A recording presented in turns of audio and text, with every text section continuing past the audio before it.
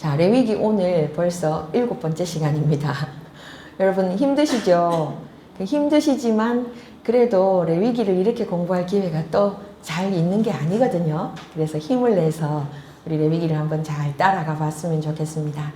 자, 오늘 10장 1절 말씀은 우리말 성경으로는 아론의 아들 나답과 아비후가 각기 향로를 가져다가 이렇게 시작해서 앞에 구장하고 연결이 되는지 안 되는지 잘 알 수 없도록 번역이 되어 있어요.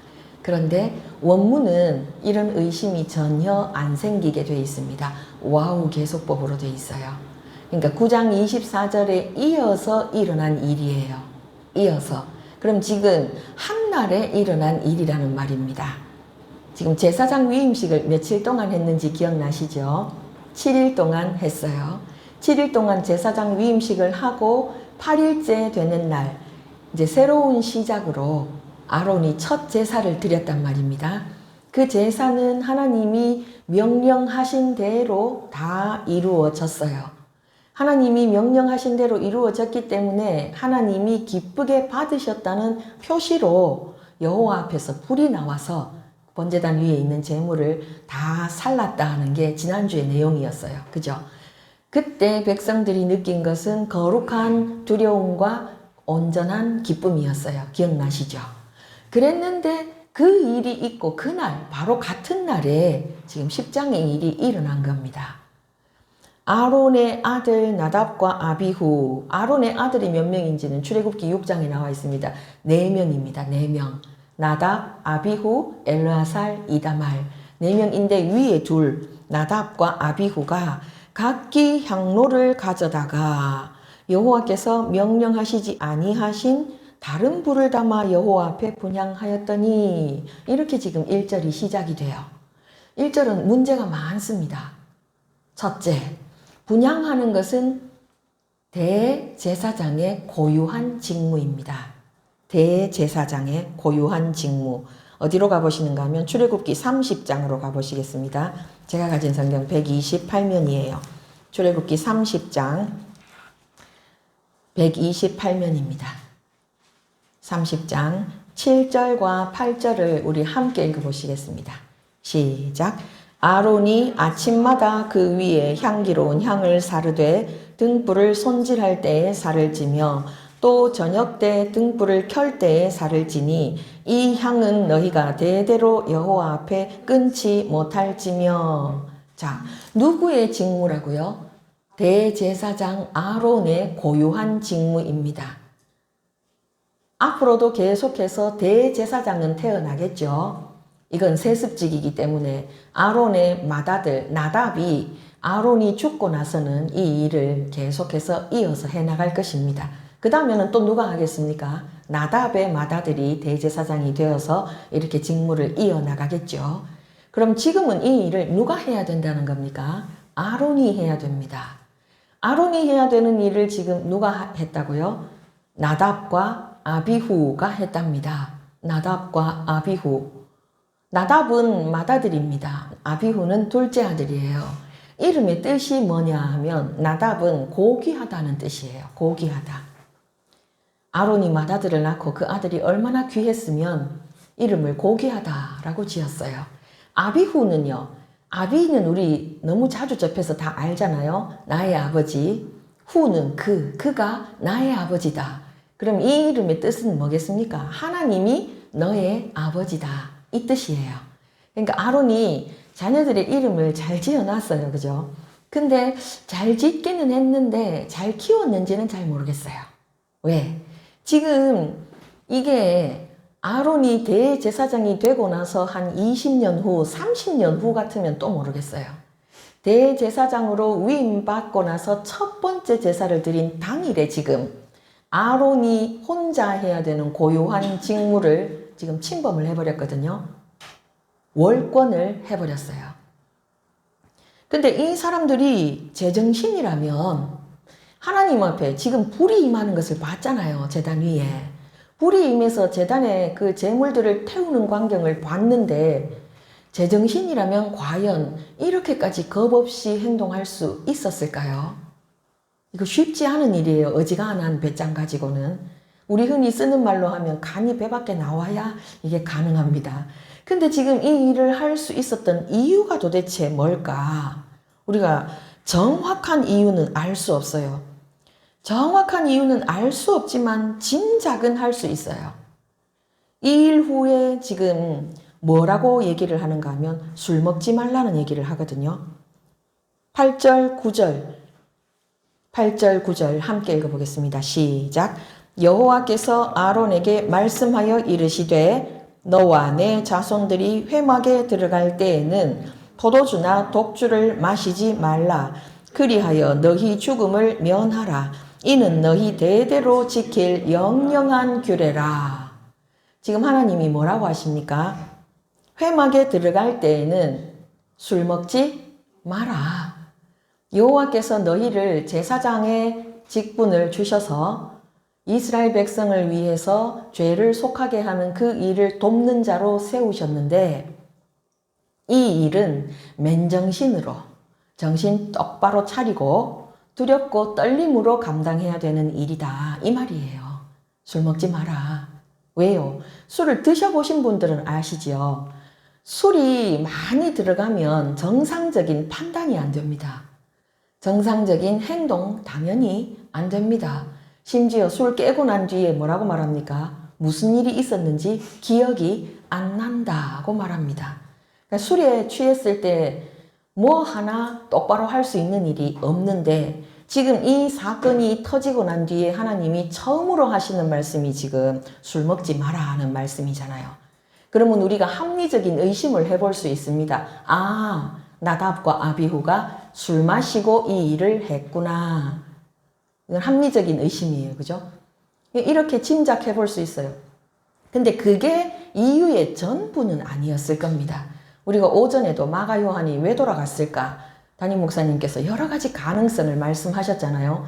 그 중에 한 가지가 두드러지는 이유일 수도 있지만 전부 다 조금씩의 가능성은 다 있죠. 그렇다면 우리도 지금 이 장면에서 가능성이 있는 모든 것을 한번 생각을 해보면 좋겠어요. 그럼 첫째, 술을 왜 마셨을 것 같습니까? 술을 왜 마셨을까요? 평소에 이 둘이 알코올 중독이어서? 아니면요. 우리가 지금 합리적 의심 말 나온 김에 합리적으로 의심을 한번 해보자면 7일 동안의 제사장 위임식이 이 아론과 아론의 4명의 아들들에게 어느 정도의 무게감이었겠습니까? 아마 매우 무거웠을 겁니다. 굉장히 마음의 부담이 컸을 거예요. 그러다가 그 7일 동안의 위임식이 드디어 끝나고 이제 첫 제사를 성공적으로 끝냈으니까 이때 몰려오는 게 뭐겠어요? 긴장이 다 풀어지면서 방심하게 되겠죠. 와, 이제 다 끝났네. 그래서 방심하게 될 때 우리가 죄짓기가 쉽습니다. 어떤 큰 일을 앞두고 범죄하는 경우보다 큰 일을 다 이뤄낸 후에 범죄하는 게 더 쉬워요. 우리는 그런 존재입니다. 마음도 그때 풀어지기 쉽지만 심리적으로도 그동안의 긴장이 다 풀어지면 감당하기 힘들어질 때가 있죠. 그럼 그래서 술을 마셨을 가능성이 평소에 알코올 중독이어서 마셨을 가능성보다는 더 높겠죠. 그럼 그렇게 해서 술을 마시는 것까지는 좋아. 그래, 좋다 쳐요. 그럼 그 다음에 왜 이 아론 한 사람에게 맡겨진 일을 이 두 아들이 덤벼들었을까요? 지금 각기 향로를 가져다가 지금 그랬잖아요. 각기. 이 둘이 왜 덤볐을까요? 여기서 우리가 이제 상상력을 조금 발동을 해보면 좋을 것 같아요. 우리 창세기 4장 지난 금요일에 같이 봤잖아요, 집사님. 창세기 4장을 봤더니 거기서도 이것과 드러나는 행동은 다르지만 속마음은 비슷한 일이 거기에서 일어났었어요. 가인이 하나님께서 자기 예배를 안 받으실 때 누구에게 화살을 돌리는가 하면 동생 아벨에게 화살을 돌리거든요. 그렇게 화살을 엉뚱한 대로 돌린 이유가 뭐냐면 왜 내 예배는 안 받고 네 예배는 받았느냐는 이 시기와 질투가 그 밑바닥에 깔려 있었죠. 오늘 이것도 그런 게 있을 수 있어요. 무슨 얘기냐 하면 지금 술을 먹어서 분별력이 약해졌습니다. 간이 이제 일단 배 밖으로 나왔어요. 나오고 났더니 이 맏아들의 마음에 교만이 올라왔겠죠. 우리 아버지 대제사장이라서 안에 들어가서 분향단의 향을 피우는데 나는 아버지의 맏아들. 그럼 언젠가 내가 할 일, 그 뭐 아버지 할 일을 내가 대신 한다고 해서 뭐 큰 문제가 되겠어. 내가 곧 할 일인데. 이렇게 간이 배 밖에 나왔을 수 있어요. 그죠? 그랬을 때 둘째 아들은요. 형이 왜 들어가 거기? 그 아버지가 해야 되는 일인데. 야 괜찮아. 이거 내가 할 수 있어. 어차피 내가 할 일이야 나중에. 이러면 아 그래? 지금 아버지가 해야 되는데 형이 한다면 그럼 나도 뭐 못할 게 뭐야? 하고 둘이 같이 들어갔을 가능성. 둘 사이에 뭐가 있었겠습니까? 시기와 질투가 있었을 거예요. 나답에게는 누구를 향한 시기 질투가 있었겠습니까? 아버지를 향한. 아비후에게는요. 그런 형을 향한 시기 질투가 있었을 거예요. 이게 이날 당일에 생긴 거 아니겠죠. 아마 그 이전부터 생겨왔을 것입니다. 왜요? 모세가 아론과 70인의 장로들과 함께 하나님 앞에 섰을 때 같이 데리고 간 두 아들이 바로 이 아들이에요. 나답과 아비후. 3번, 4번은 못 갔습니다. 1번, 2번을 데리고 갔단 말이에요. 1번만 데리고 갔으면 2번이 이런 꿈을 안 꿨을 수도 있어요. 근데 2번까지 데리고 갔기 때문에 아비후가 좀 더 교만한 마음을 먹고 형이 뭔데 뭐 맏아들이면 나야 나도 아들인데 나도 제사장인데 이렇게 됐을 가능성이 있다고요. 그게 평소에 그 마음속에 있었기 때문에 술을 먹었을 때 밖으로 아마 표현이 됐을 겁니다. 예수 안 믿는 사람들이 흔히 하는 말이 뭐예요? 취중진담이라는 말을 하죠. 술 취했을 때 그 사람이 하는 말이 평소에 그 사람 마음속에 있던 게 밖으로 나온다는 거잖아요. 지금 아마 나답과 아비후가 그랬을 거란 말이죠. 그렇다면 이들 안에는 뭐가 있었다는 겁니까? 잘못된 특권의식이 있었어요. 하나님이 이들을 제사장으로 부르신 이유가 뭡니까? 그들 자신을 위한 것입니까? 전혀 그렇지 않습니다. 이스라엘 백성 전체가 죽느냐 사느냐 하는 것이 이 제사장의 어깨 위에 달려 있습니다. 제사장이 제사장 직무를 제대로 감당을 못하면 하나님과 사람 사이에 중보자가 없어지는 겁니다. 그럼 이스라엘 백성은 죄를 용서받을 길이 없어져요. 그런 이유 때문에 제사장이 중요한 겁니다. 제사장 그 사람 자신이 뭔가 중요한 게 아니라. 근데 그거를 나답과 아비후는 온전히 이해하지를 못했어요. 그러니까 이런 하지 말아야 될 일에 무모하게 용기를 내는 게 가능해졌죠. 그럼 그랬다 치더라도 그 다음에라도 법을 지켰어야 했어요. 그 다음에 뭔 일이 나타납니까?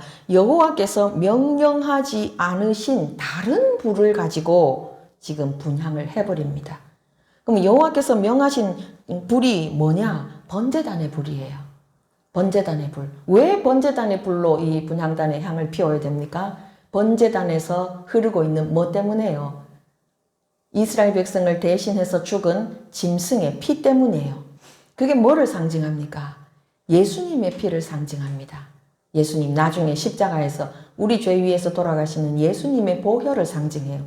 그 피가 흐르고 있는 그 제단의 불, 그게 아니면 하나님은 안 받으시겠다는 겁니다. 근데 그거를 무시하고 다른 불을 지금 담아서 왔죠. 근데 여기 다르다 하는 단어가 뜻이 굉장히 많아요. 다르다. 이게 이상하다라는 뜻이 첫 번째로 있습니다. 이상하다. 그래서 영어 성경도 이상하다고 번역한 성경이 많아요. 이상하다. 근데 두 번째는 또 어떤 뜻이 있는가 하면 정체를 알 수 없다 하는 뜻도 있습니다. 정체를 알 수 없다. 어디서 왔는지 알 수 없다. 그 다음 세 번째는 뜻밖에도 너무 놀라운 뜻인데요. 장려, 매춘부라는 뜻도 이 다르다 하는 단어의 원어에 있습니다. 어원에요. 여기 쓰인 단어 말고 그게 나온 어원에. 그리고 네 번째는 친밀함이 떨어진다 하는 뜻도 있어요. 굉장히 다양한 뜻이 있죠. 그럼 지금 이 뜻들을 종합해 봤을 때 나답과 아비후가 번제단이 아닌 다른 곳에서 불을 가지고 왔는데 그 출처도 알 수 없고 하나님이 명하시지 않은 불, 하나님께 친밀하지 않은 불인데 그게 뭐였다는 겁니까? 영적인 음란이었다는 겁니다. 왜 그게 영적인 음란이 됩니까? 하나님의 명령대로 하지 않았기 때문에 결국 하나님의 뜻보다 누구의 뜻이 더 중요했다는 거예요? 자기들의 뜻이 더 중요했다는 거죠. 우리가 꼭 어디 눈에 보이는 우상이 있는 곳에 가서 거기서 빌어야 우상숭배가 아닙니다. 사실상 가장 강력한 우상숭배는 우리 마음 안에서 일어나요. 우리 마음 안에서. 누가 주인인 겁니까? 내가 주인인 겁니다. 내가 판단하겠다. 내가 결정하겠다. 하나님이 뭐라고 하셨든지 그것은 중요하지 않다. 내 생각에 좋은 대로, 내가 보기에 좋은 대로, 내가 판단해서 결정하겠다. 그게 바로 우상숭배의 가장 지독한 형태입니다. 그게 지금 여기서 일어난 일입니다. 그렇게 분향을 해버렸어요. 자기들의 직무도 아닌데 월권을 했어요. 월권을 하더라도 맏아들 혼자 했으면 그나마 덜 할 텐데 둘이 시기 질투로 경쟁하면서 같이 각기 향로를 가지고 지금 일을 저질렀어요. 그것으로도 모자라서 하나님을 우습게 여기고 지금 제단의 불이 아닌 어디서 왔는지도 알지 못하는 다른 불로 지금 분향을 해버렸어요. 그랬더니 어떤 일이 일어납니까? 2절에서 불이 여호와 앞에서 나와서 그들을 삼켜버렸습니다. 불이 여호와 앞에서 나와서. 이 불이 여호와 앞에서 나오는 것은 앞서서 한번 경험을 했어요. 이스라엘 백성이. 제단 위에 제물을 태우는 불로. 이 불은 여호와께서 그 예배를 받으셨다는 표시라 그랬죠. 그럼 하나님이 임재의 상징으로 불을 보내주신 겁니다. 하나님의 임재의 상징으로 보내주신 불. 그런데 여기 불은 그럼 어떤 불입니까? 그 불과는 다른 불입니다. 어떤 불이에요? 심판의 불입니다. 나답과 아비후가 하나님이 정하신 불 외에 다른 불로 하나님 앞에 나아갔더니 하나님도 임재의 불이 아닌 다른 불로 그들에게 응답하셨습니다. 그게 심판의 불이에요. 그렇게 심판의 불이 나와서 그들을 삼켰다. 이렇게 우리말로 번역이 되어 있는데 여기 삼키다에 해당되는 원어의 뜻이요. 먹는다는 뜻이에요. 먹는다. 아칼. 먹어버렸다. 불이 그들을 먹어버렸다. 그러면 우리 어떤 생각을 해요? 와, 불이 이 사람들을 먹었어? 그러면 옷도 타고 몸도 타고 숫덩이가 되었겠네? 우리 그렇게 상상해요. 우리는 자동으로 그렇게 생각해요. 그랬는데 어떻게 됐다고 합니까? 5절에 가보면 그들이 나와 모세가 말한 대로 그들을 옷 입은 채로 진영 밖으로 메어냈다고 하죠. 불 타서 죽었는데 옷이 안 탔네요. 이게 어떻게 가능합니까? 우리는 불가능합니다. 근데 하나님은 불가능이 없으시죠. 처음 사람을 만드셨을 때 하나님이 생기를 어디로 불어넣으셨는지를 생각을 해보십시오. 흙덩이로 사람을 만드셨어요. 그리고 그 흙덩이의 코에 생기를 불어넣었더니 사람이 뭐가 됐어요? 생명이 되었다 그랬죠. 그럼 지금 생명을 거두실 때도 여호와의 불이 어디로 들어갔다고 우리가 유추할 수 있겠습니까? 코로 들어가서 그 안에 있는 뭐를 빼내 가신 겁니까? 생기를 빼내 가신 겁니다. 그랬더니 이들이 뭐만 남은 거예요? 흙덩이만 남은 겁니다. 그러면 왜 지금 하나님은 이들이 명백하게 잘못했는데 생명만 쏙 빼내 가시고 이 옷과 몸은 그대로 두셨을까요? 옷을 태우려면 몸도 타야 되죠. 이 옷은 어떤 옷입니까? 제사장 직무를 감당하기 위해서 하나님 앞에 바쳐진 성물입니다. 이들의 몸도 어떻습니까? 제사장 위임식을 통해서 이들의 몸에 피를 뿌리고 관유를 뿌리고 또 몸에 피를 바르고 7일 동안 이들의 몸을 바쳤죠. 바쳐진 것입니다. 거기다가 지금 이들이 있는 장소는 어디입니까? 성소, 하나님께 바쳐진 물건들이 가득한 장소입니다. 그래서 하나님이 어떻게 하십니까? 하나님께 바쳐진 장소를 더럽히지 않고 이들에 대해서 생명만 거두시는 방법으로 심판을 하신 겁니다. 그렇게 심판이 일어났을 때에 3절이 지금 제일 중요한 구절인데요. 3절은 다시 한번 읽어보겠습니다. 시작. 모세가 아론에게 이르되 이는 여호와의 말씀이라 이르시기를 나는 나를 가까이 하는 자 중에서 내 거룩함을 나타내겠고 온 백성 앞에서 내 영광을 나타내리라 하셨느니라. 아론이 잠잠하니. 여기서 제일 중요한 거 세 가지가 나와 있어요. 하나님을 가까이 하는 자. 우리 레위기 시작할 때 이 단어를 공부했어요. 카라브라는 동사 기억나시죠? 하나님께 가까이 나아가고자 하는 자는 이렇게 해라 하고 레위기가 시작한다 그랬잖아요. 하나님께 가까이 나아가야 되는 게 우리 성도의 본분입니다. 그럼 가까이 나아가는 성도에게 필요한 것이 무엇입니까? 여호와의 거룩하심입니다. 여호와의 거룩하심은 어떻게 이것이 이루어집니까? 내 생각, 내 판단, 내 권리, 내 주장 다 내려놓을 때 가능합니다. 우리가 거룩이라는 단어를 설명할 때 분리된다, 구별된다 이렇게 표현하잖아요. 무엇과 분리되는 겁니까? 1차적으로는 세상과 분리되죠. 세상의 모든 죄악된 것들과 분리됩니다. 그렇지만 내 안에 있는 것들과도 분리가 이루어져야 해요. 내 생각, 내 판단, 내 주장 그것과의 분리가 이루어져야 우리가 거룩해질 수 있습니다. 그리고 가장 중요한 것이 마지막에 나오죠. 우리 삶에 누구라도 예외 없이 우리 삶의 최고의 목적이 무엇입니까? 여호와의 영광입니다. 여호와의 영광. 그것을 위해서 가장 앞장서서 자기의 개인적인 삶을 다 내려놓고 헌신해야 되는 무리들이 바로 제사장 무리들이에요. 근데 그 제사장 무리들이 이 세 가지를 다 어겼단 말이에요. 하나님께 가까이 나아갈 수 없는, 하나님께 친밀하지 않은, 어디서 왔는지 알 수도 없는 이상한 불로 하나님이 지정해 주신 사람도 아닌 월권을 행하는 자들이 서로 시기 질투로 거기다가 술까지 마시고 들어가서 분별 없이 분향을 해버렸기 때문에 하나님의 거룩을 유지할 수 없었고 하나님의 영광도 하나님께 바쳐지지 못하는 상태가 됐죠. 그러면 용서를 못 받는 겁니다. 신약에서도 이 비슷한 일이 있었죠. 지금 우리가 살펴보는 사도행전에서 아마 비슷한 걸 먼저 여러분 살펴보신 기억이 나실 거예요. 누구요? 아나니아와 삽비라. 그들은 그 논밭을 판 금액의 일부를 숨겼다는 것 때문에 죽은 게 아니에요. 사실 그거 안 바쳐도 됐어요. 뭐 똑 떼가지고 자기들 필요를 위해서 남겨두고 일부만 바쳐도 아무 문제 없는 거였어요. 문제는 성령을 속였다는 거였죠. 성령을 속였다는 것. 그것이 어느 시기에 일어났습니까? 초대 교회가 이제 막 설립이 돼서 성장하려고 하는 그 시기, 가장 중요한 시기에 일어났죠. 하나님이 용서하지 않으셨죠. 오늘 이 본문도 마찬가지입니다. 지금 이 일이 언제 일어났다고요? 제사장 위임식을 이제 막 끝내고 첫 번째 제사가 드려진 바로 그날에 일어난 일입니다. 그러니까 하나님이 용서하실 수가 없는 겁니다.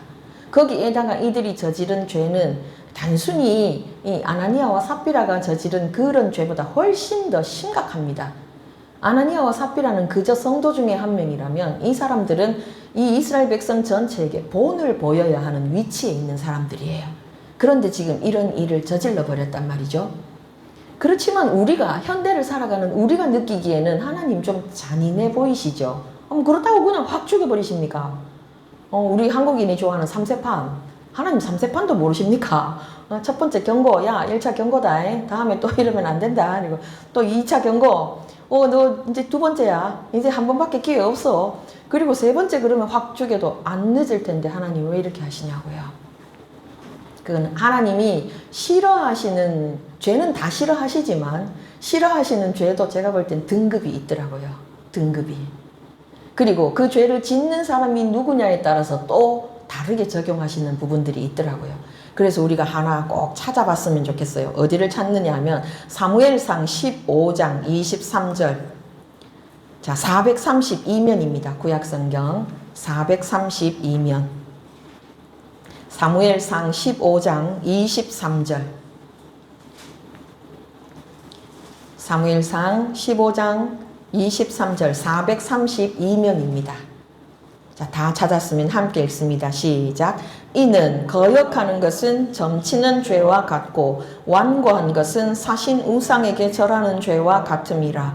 왕이 여호와의 말씀을 버렸으므로 여호와께서도 왕을 버려 왕이 되지 못하게 하셨나이다 하니.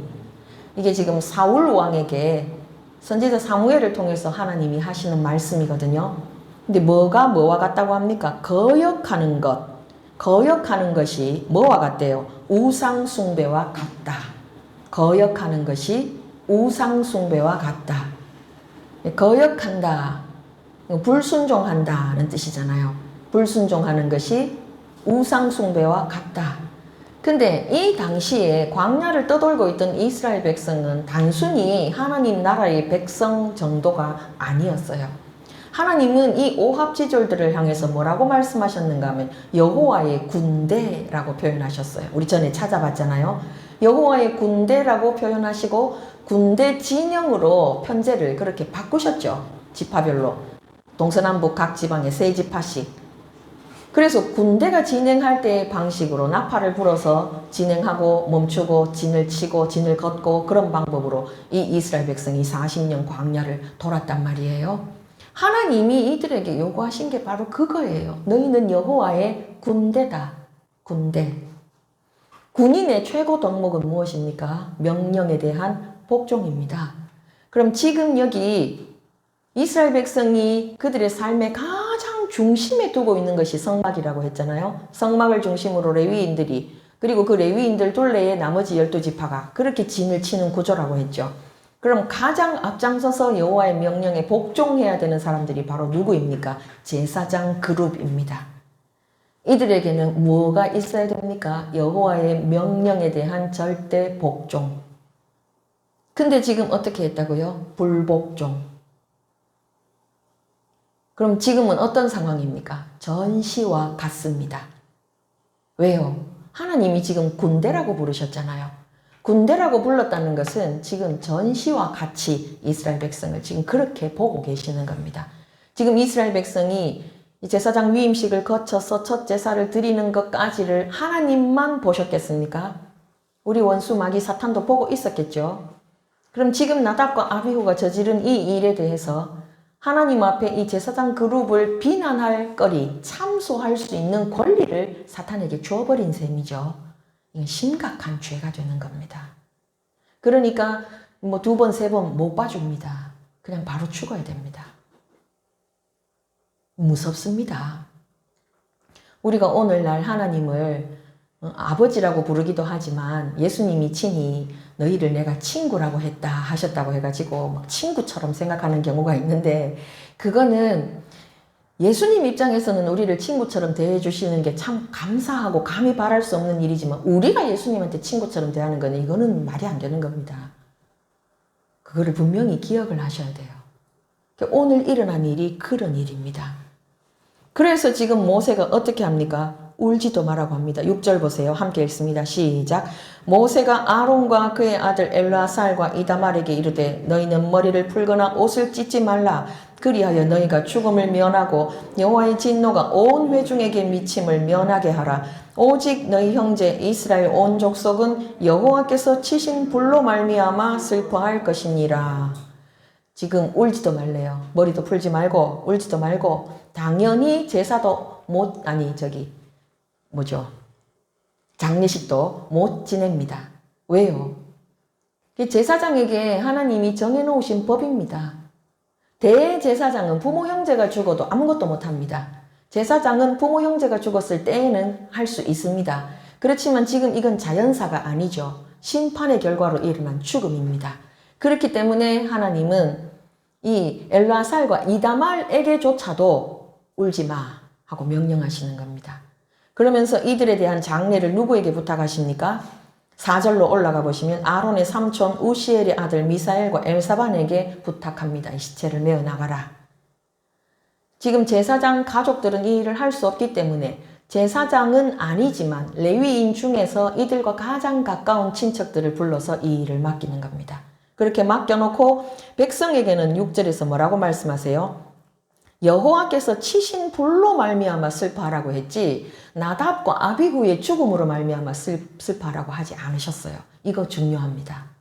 나답과 아비후의 죽음 때문에 슬퍼하는 것이 아니라 여호와의 명령을 우습게 이렇게 여호와의 명령을 가벼이 여긴 대가로 심판의 결과로 죽은 그들을 위하여 울 것이 아니라 지금 이스라엘 회중 전체에 임한 이 여호와의 심판의 불로 인해서 그것으로 인해서 지금 슬퍼하라고 그렇게 명령하시는 겁니다.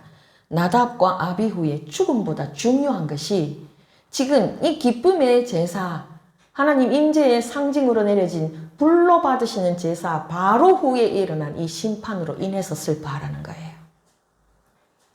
그렇게 하시면서 지금 7절에 보시면 아론과 그의 아들들에게 뭐라고 명령하십니까? 회막문에 나가지 말라. 왜? 지금 나가지 말라는 말을 왜 할까요? 이 장례 지내는 거 따라 가보고 싶을 거 아니에요. 지금 하루아침에 아끼던 두 아들이 죽은 아버지의 심정, 또 위로 형 둘이 죽은 이 동생들의 심정을 한번 생각해 보십시오. 얼마나 그 마음이 힘들겠어요. 그런데 지금 어떻게 하래요? 회막문에 나가지 말라. 왜요? 나가면 너희들도 죽는다. 이게 일상적인 죽음이 아니기 때문에 그렇습니다. 그럼 우리 모두를 제사장으로 부르신 하나님께서는 우리에게도 지금 동일한 기준을 가지고 일상생활을 해나가라고 요구하신다고 짐작할 수 있습니다. 우리 예수 믿는 사람들 중에 가끔 보면 목사님은 그렇게 하세요. 나는 성도잖아요. 이런 얘기를 하시는 분들이 있거든요. 그러면 그 베드로전서의 말씀을 지워야 됩니다. 그죠? 우리 모두를 하나님이 제사장으로 부르셨어요. 대제사장은 예수 그리스도 한 분뿐이시고요. 히브리서에서. 대제사장은 예수님 한 분뿐이시고 우리 모두를 제사장으로 부르셨기 때문에 우리에게도 절대적으로 요구되는 기준이 뭡니까? 네 생각 내려놔라. 네 판단 내려놔라. 네 주장 내려놔라. 네 평생에 중요한 것이 뭐다? 오직 하나님의 말씀에 대한 복종. 더하지도 말고 빼지도 말고 있는 그대로 하나님의 말씀에 대한 복종. 그게 우리 삶에서 가장 중요한 것이고 그게 이루어지지 않을 경우에 우리가 눈에 보이는 우상을 찾아가서 절하지 않았어도 우리는 어떤 사람이라는 거예요? 우상을 숭배하고 있는 사람이라는 거예요. 그리고 하나님은 무슨 죄를 싫어하신다고요? 그 거역하는 죄, 우상 숭배하는 죄를 가장 싫어하십니다. 오죽이나 싫어하시면 십계명에 첫 번째, 두 번째에 딱 박아 놓으셨어요. 그래서 오직 하나님의 말씀에 대해서는 순종하는 것밖에 우리에게 다른 선택지가 없습니다. 그것을 지금 하나님은 우리에게 말씀하시고 그러고 나서 이제 뭐라고 얘기하셨죠? 아까 우리 읽어본 술 마시지 마라. 예수 믿는 사람 술 마시는 거 덕이 안 됩니다. 지금 여기서는 회막에 들어갈 때는 마시지 마라. 그러니까 하나님 앞에 설 때는 마시지 마라 했기 때문에 그 외의 경우에는 지금 이 지역은 물이 귀한 지역이잖아요. 예수님도 가나의 그 혼인잔치에서 물로 포도주를 만드셨잖아요. 그러니까 일상적인 삶에서 술 자체가 지옥 가는 죄는 아닙니다. 그렇지만 술이 아무 유익이 없는 것은 사실입니다. 그리고 나서 뭐라고 말씀하십니까? 제사장이 거룩한 곳에서 먹어야 되는 제물이 있는데 그 제물을 먹어야 그 제사가 완성이 되기 때문에 우리 앞서서 5대 제사 계속 살펴봤었잖아요. 번제는 다 태우기 때문에 먹을 것이 없습니다.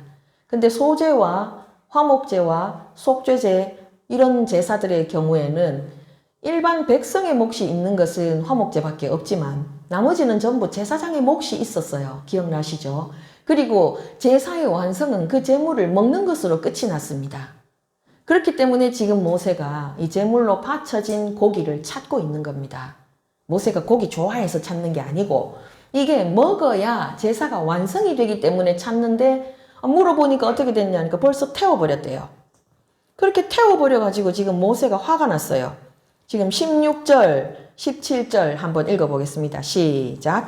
모세가 속죄제 드린 염소를 찾은 즉 이미 불살랐는지라 그가 아론의 남은 아들 엘라살과 이다말에게 노하여 이르되 이 속죄 제물은 지극히 거룩하거늘 너희가 어찌하여 거룩한 곳에서 먹지 아니하였느냐 이는 너희로 회중의 죄를 담당하여 그들을 위하여 여호와 앞에 속죄하게 하려고 너희에게 주신 것이니라. 이들이 먹어야 이 제사가 완성이 된다고. 그래서 지금 모세가 찾았는데 우리 성경은 번역이 살짝 아쉬워요. 16절에 모세가 속죄제 드린 염소를 찾은 즉 이렇게 돼 있죠. 원문은 그렇지 않아요. 찾았다는 단어가 2번 반복이 됩니다. 그럼 어떻게 했다는 거예요? 찾고 또 찾았다는 거죠. 열심히 찾았다는 거죠. 왜요? 왜 열심히 찾았어요? 그걸 먹어야 제사가 완성이 되니까요. 그래서 찾았습니다. 그럼 이 먹는 게 어떤 거였어요? 15절로 올라가 보면 그 들어 올린 뒷다리와 흔든 가슴을 화제물의 기름과 함께 가져다가 여호와 앞에 흔들어 요제를 삼을지니 이는 여호와의 명령대로 너와 내 자손이 영원한 소득이니라. 이게 지금 기억나시죠? 제사를 지내는 방법 중에 흔들어 드리는 제사가 있었습니다. 흔들든지 들어 올리든지 항상 기억해야 되는 기준이 있다 그랬죠. 누구요? 하나님. 그래서 거제는 어디로 들어 올리는 겁니까? 내 머리 위에 계신 하나님께 들어 올립니다. 하나님 받으세요. 그러면 하나님이 어떻게 하셔요? 그래, 알았다, 내가 받았다, 그리고 내가 너에게 돌려준다. 그럼 우리 어떻게 받아요? 감사합니다 하고 받는 거죠. 요제는요, 아무렇게나 흔드는 게 아니고 내 앞에 계시는 하나님께 드리면 역시 하나님은 나에게 돌려주시는데 그걸 어떻게 받아요? 감사함으로 받는 겁니다. 그래서 지금 제사장에게 주어진 이 몫이 드려졌는데 돌려주시죠. 그래서 내가 하나님 앞에 드렸을 때 하나님은 나를 책임져 주시는 것. 우리가 쓰는 말로 공급해 주시는 것. 하나님의 공급하심에 대한 감사입니다.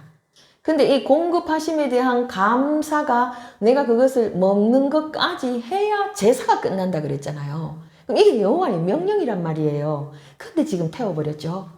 그러니까 지금 모세가 화가 난 겁니다. 왜요? 앞서서 나답과 아비후가 범죄한 것과 지금 같은 일이 일어났잖아요. 나답과 아비후도 여호와의 말씀을 우습게 여겨서 지금 죽었어요, 두 사람이. 그런데 지금 엘라살과 이다말도 먹으라고 한 거를 지금 안 먹었단 말이에요. 여호와의 명령을 어겼어요. 자, 겉으로 보기에는 이 두 아들도 명령을 어겼고 아래의 두 아들도 명령을 어겼어요. 그런데 나타난 결과는 다릅니다. 두 아들, 위에 두 아들은 그 자리에서 죽었지만 밑에 두 아들은 안 죽었어요. 왜 안 죽었을까요? 지금 아론이 할아버지라서 자식을 낳을 소망이 없으니까 제사장 대가 끊어질까봐 안 죽였습니까? 그게 아니에요. 이유가 그 뒤에 나옵니다. 19절, 20절 함께 읽습니다. 시작. 아론이 모세에게 이르되 오늘 그들이 그 속죄제와 번제를 여호와께 드렸어도 이런 일이 내게 임하였거늘 오늘 내가 속죄 제물을 먹었더라면 여호와께서 어찌 좋게 여기셨으리요.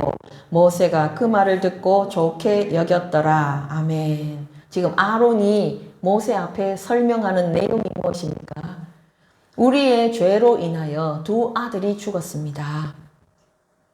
그런데 그것은 누구의 죄로 본 거예요? 자기의 죄로 본 거예요. 나의 죄. 내가 자식을 잘못 키운 죄, 자식들에게 하나님의 말씀을 올바로 지키도록 그렇게 길러내지 못한 죄. 자식들이 이렇게 망령된 일을 해가지고 이스라엘 백성 전체가 지금 슬피 울도록 일이 일어나게 만든 죄. 나의 죄. 죄인인 내가 어찌 죄 용서받은 자처럼 그 재물을 먹을 수 있겠느냐 이 말이에요. 이게 무슨 소린가? 속죄제 공부할 때 기억나십니까? 속죄제는 특징이 있다고 그랬죠. 여러 가지 특징이 있는데 그 중에 한 가지가 피를 처리하는 방법의 차이에서 왔어요. 피를 가지고 성소 안으로 들어간 재물은 먹을 수가 없었죠. 진 밖에서 불태워야 했습니다. 그런데 지금 오늘 드린 이 속죄제는 그런 거는 아니에요. 그죠? 그런 거는 아닌데 지금 불태운 것은 아론 자신의 죄 때문에 일어난 일로 여겨서 이 죄에 대한 제물이 되어버렸기 때문에 먹을 수 없다고 그렇게 지금 판단을 한 거예요.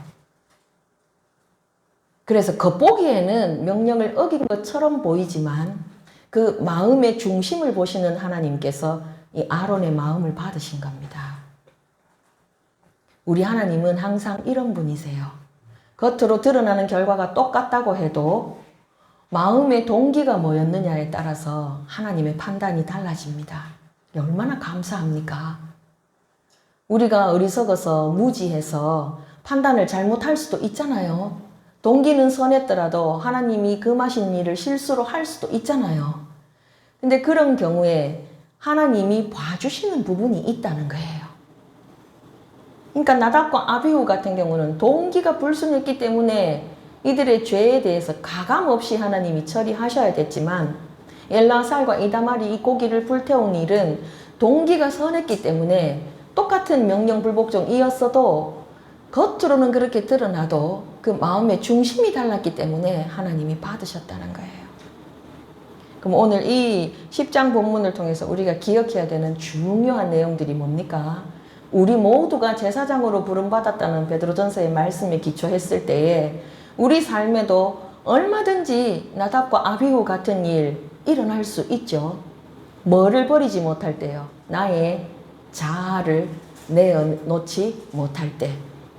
우리의 자아는 예수님의 십자가 아래로 내려놓지 못할 때는 반드시 범죄하게 되어 있습니다. 반드시.